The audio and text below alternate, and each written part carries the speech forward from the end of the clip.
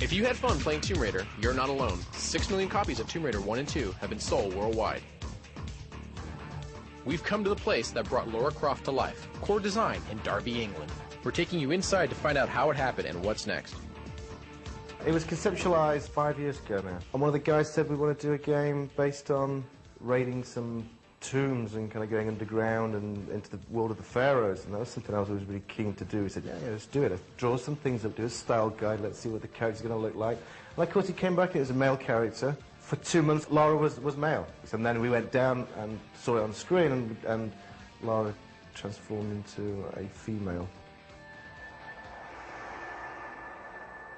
Tomb Raider 1 and 2 became worldwide hits, and the console version of Tomb Raider 2 was exclusive to the PlayStation. So what's next? There will be a movie. The movie's live action.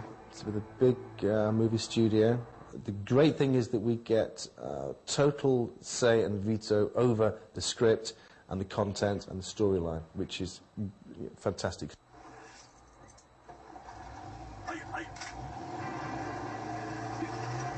Lara herself will have another game out for Christmas '98.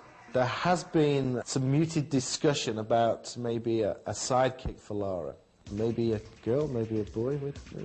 There is some discussion, but I'd hate to blow it before it's finalised. It'd be good though, wouldn't it? I think it'd be pretty neat. What will be in Tomb Raider 3? Core is giving PlayStation Underground subscribers a first look at some footage.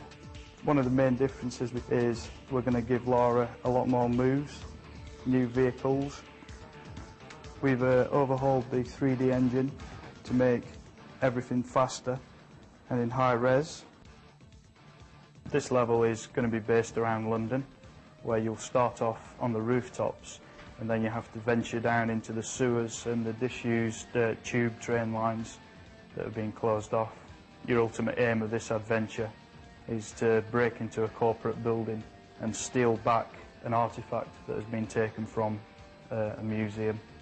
Lara's been hired to go and find it. We're drawing quite a lot more than what Tomb Raider 2 could, so we can get big expanses of open area, build quite detailed backgrounds. This is Darren. He's going to be doing the main animations for Lara on Tomb Raider 3.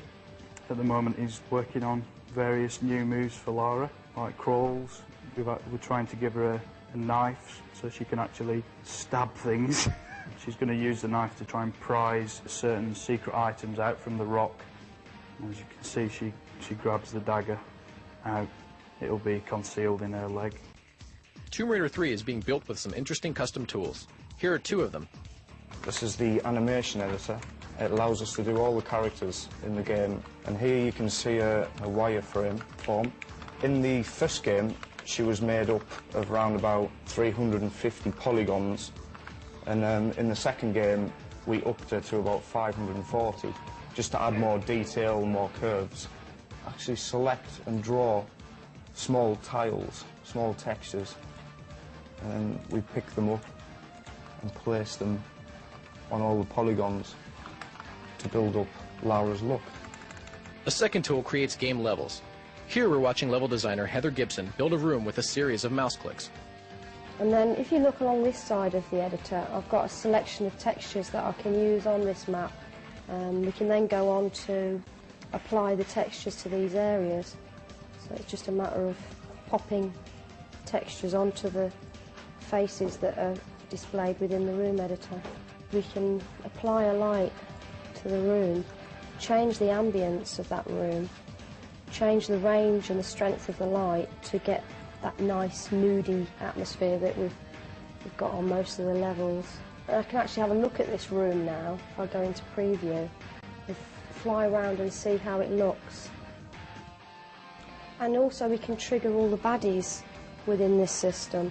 So that means that when we place our dogs or cult members within this particular map, I can say that I wanted that dog to attack Lara at a specific point.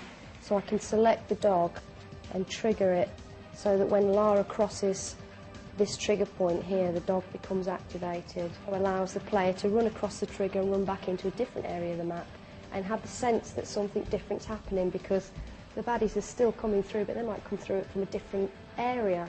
So it always gives you the feeling that they're actually quite clever, that they're working out how to get to you. As we left, team member Peter Barnard revealed one last thing. Did you ever wonder what Laura looked like without her clothes on? Bet you wish you hadn't bothered.